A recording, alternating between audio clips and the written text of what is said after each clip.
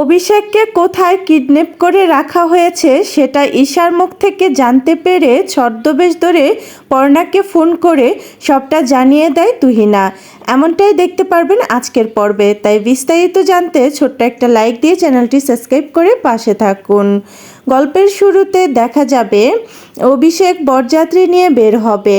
সেই সময় অভিষেকের বাবা অভিষেককে বলে আমি তোমার সাথে যাব। তখন অমল বলবে না বাবা, তুমি যাওয়ার দরকারটা কি, বলো তো আমরা সমানে সমানে আমি দাদার সাথে যাই। এ কথা শুনে চমকে ওঠে সবাই। অভিষেকের মা বলে কি রে, তুই ওর সঙ্গে যাবি সত্যি সত্যি? আর তখনই অমল বলে কেন মা, আমি দাদার বিয়ে দাদার সঙ্গে যেতে পারি না বলো? তখনই অমলের মা বলে হ্যাঁ যেতে পারিস, কিন্তু হাবভাব তো বেশ ভালো দেখছি না। আর সেই সময় অভিষেকের বৌদি বলে কি যে বলেন না মা, মানে ভালো করলেও আপনাদের চোখে পড়ে না। ও যেতে চাইছে দাদার সঙ্গে আর আপনারা বাধা দিচ্ছেন। বাবা বলছি কি, আপনি না পিছনের গাড়িতে আসুন, আর অমল না হয় দাদার সঙ্গে যাক। এরপর অভিষেক বলে থাক বাবা, এটা নিয়ে আর বাড়াবাড়ি করো না, ও যেহেতু আমার সঙ্গে যেতে চেয়েছে যাক না, তাতে কি হয়েছে। এরপর অভিকে নিয়ে বের হয়ে যায় অমল।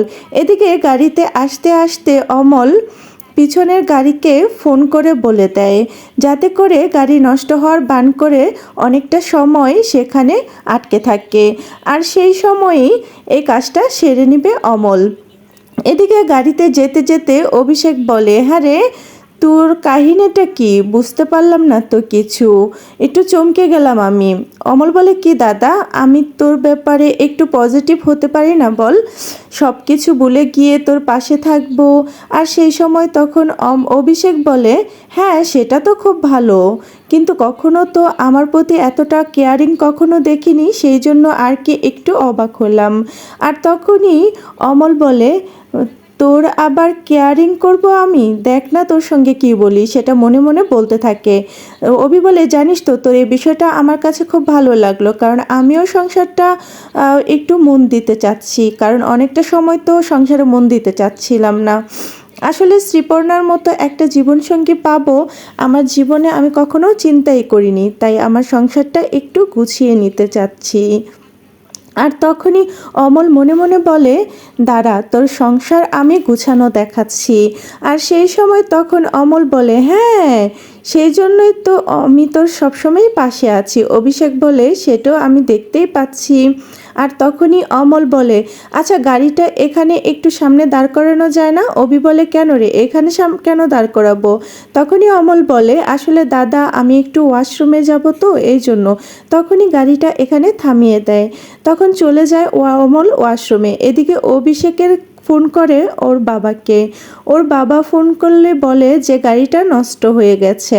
আর তখনই অভি বলে বাবা তোমরা চিন্তা করো না, হঠাৎ করে এমনটা কেন হলো বুঝতে পারলাম না, গাড়িটা বের করার আগে গাড়ির ড্রাইভার চেক করে নিবে না? আমরা নয়তো ব্যাকে যাচ্ছি, অমল একটু ওয়াশরুমে যাচ্ছে, ও এখান থেকে ফিরলে আমরা তোমাকে আনতে যাচ্ছি। তো এই বলে ফোনটা রেখে দেয় আর বলে আমরা শ্রীপর্ণাদের বাড়িতে ফোন করে সবটা জানিয়ে দিচ্ছি যে আমাদের একটু আসতে লেট হবে। এরপর অভি ফোন করে পুঠির কাছে আর বলে শোনো শ্রী, আমাদের না আসতে একটু লেট হবে। তখনই শ্রীপর্ণা বলে কেন লেট হবে কেন? অভি বলে ওই তো বাবাদের গাড়িটা ঠিক খারাপ হয়ে গেছে, আমাদের একটু ব্যাগে গিয়ে ওদের আনতে হবে। আর সেই সব কথা শুনে চিন্তায় পড়ে যায় শ্রীপর্ণা আর বলে কি বলছো কি, আচ্ছা আমাদেররা কি আমাদের বাড়ি থেকে গাড়ি পাঠিয়ে দিব, বাবাকে বলবো যে গাড়িগুলো নিয়ে যেতে, তাহলে বাগে বাগে চলে আসবে। আর তখনই পর্ণা বলে হ্যাঁ হ্যাঁ কি হয়েছে সেটা বল না। তখনই শ্রীপর্ণা সবটা খুলে বলে। পর্ণা বলে হ্যাঁ এটাই ঠিক হবে, আমাদের বাড়ি থেকে গাড়ি গেলে সবাই ভাগাভাগি করে আসতে পারবে। অভি বলে না না তোমাদের এত চিন্তা করতে হবে না, আন্টিকে একটু বোঝাও, এরকমটা করতে হবে না, আমি ঠিক বাবাকে নিয়ে আসতে পারবো, ম্যানেজ করে নেব। আর সেই সময় জানলা দিয়ে কেউ একজন ডাকতে থাকে জানলা দিয়ে। তখন অভি বলে কি হয়েছে কি হয়েছে? তখনই লোকটা স্প্রে করে দেয় আর অভি সাথে সাথে চিৎকার করতে থাকে আর অজ্ঞান হয়ে যায়। আর তখনই শ্রীপর্ণা বলে কি হয়েছে কি হয়েছে অভিষেক, তুমি কথা বলো। তখনও অভিষেক কোনো কথা বলে না। যা শুনে চিৎকার করে ওঠে শ্রীপর্ণা, আর সবাই তখন বলে কি হয়েছে তোমার অভিষেক, কি হয়েছে তোমার? আর সেই সময় পর্ণা বলে কি রে এমন চিন্তা করছিস কেন, কি হয়েছে? শ্রীপর্ণা বলে মা দেখো না অভির কি হয়েছে, অভি কথা বলছে না। আর তখন চিৎকার করলো ফোনে, কিন্তু এখন কোনো কথা বলছে না, এখন কোনো সাড়া শব্দ দিচ্ছে না।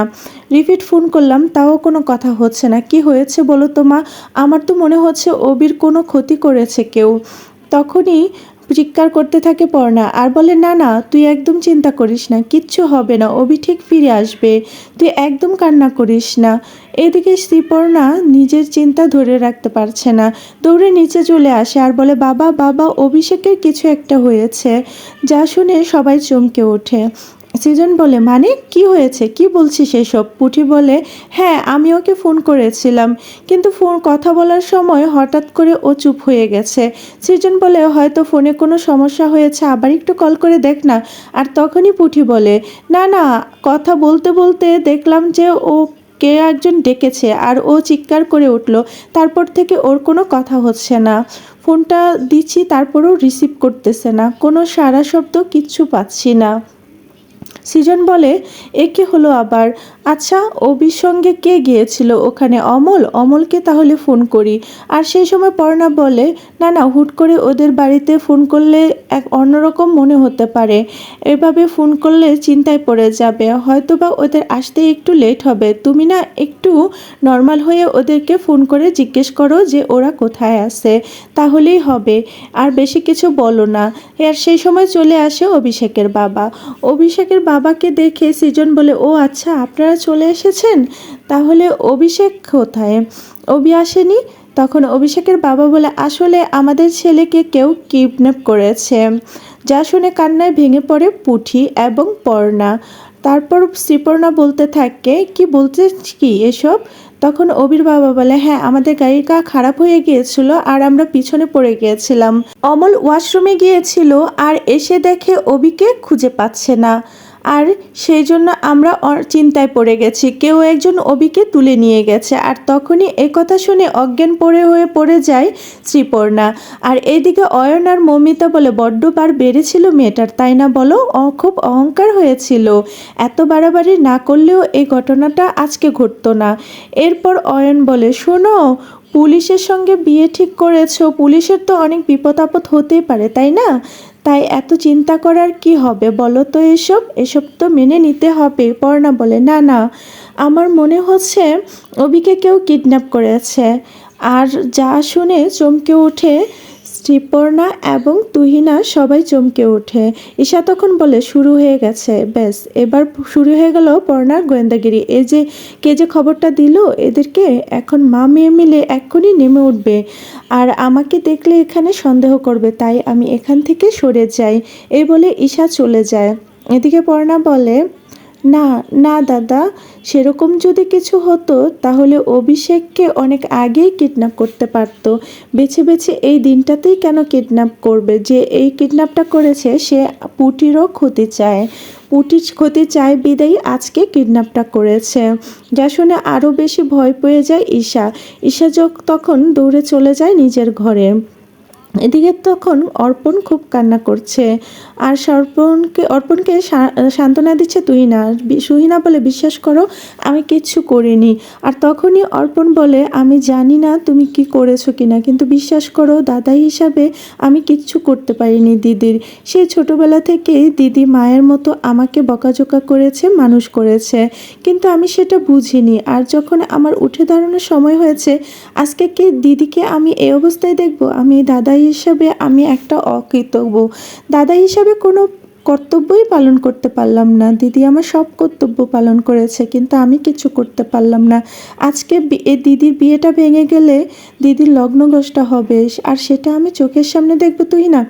তখন তুহিনা বলে তাতে তোমার কি করা আছে বলো তো, তুমি এমন করছো কেন? আর তখনই তুহিনা মনে মনে বলে নিশ্চয়ই এটা মা করেছে, আসলে মা মারার প্ল্যানটা না করলেও পারতো, কিন্তু মাকে দেখতে পাচ্ছি না, মা গেল কোথায়? তখনই ঈশা বলে, আচ্ছা তুমি শান্ত হও, তুমি চিন্তা করো না, আমি আসছি। এই বলে তুহিনা ঈশার কাছে চলে যায়।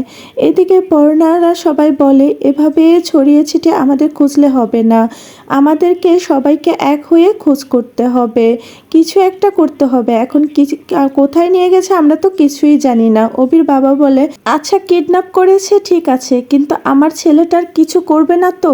আমার ছেলেটা ঠিক থাকবে তো? পর্ণা বলে, না না, আপনি একদমই চিন্তা করবেন না, কিচ্ছু হবে না অবির।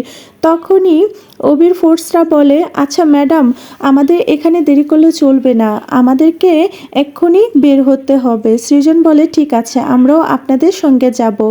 এরপর পুলিশ ফোর্স নিয়ে খুঁজতে বের হয়ে যায় অভিষেককে আর সৃজনরা। এদিকে তুহিনা বলে, অর্পণকে কাঁদতে দেখে আমার একটুও ভালো লাগছে না, আমাকে কিছু একটা করতে হবে। ওইদিকে ঈশা যখন কথা বলছিল সেই সময় তুহিনা সবটা শুনতে পেয়ে যায়। তুহিনা তখন ছদ্মবেশ ধরে নিজের কণ্ঠ বদল করে অন্য নাম্বার থেকে পর্ণাকে ফোন করে, আর পর্ণাকে ফোন করে সব সত্যিটা পর্ণাকে জানিয়ে দেয়। শ্রীপর্ণা বলে, মা কে ফোন করেছিল? তখনই পর্ণা বলে, কে জানি না কে ফোন করেছিল, তবে অভিষেককে কিডন্যাপ করেছে আর কোথায় রাখা হয়েছে সেটা আমাকে বলে দিল। ওইদিকে উপর থেকে সবটা শুনতে থাকে ঈশা। ঈশা তখন বলে, কে আবার ফোন করে পর্ণাকে সবটা ফোন করে জানিয়ে দিল? এই বলে চিন্তায় পড়ে যায়। তো বন্ধুরা, এই ছিল আজকের পর্ব। কেমন লাগলো অবশ্যই কমেন্ট করে জানাবেন, আর পরবর্তী ভিডিও দেখার জন্য চ্যানেলটি সাবস্ক্রাইব করে রাখবেন। ধন্যবাদ।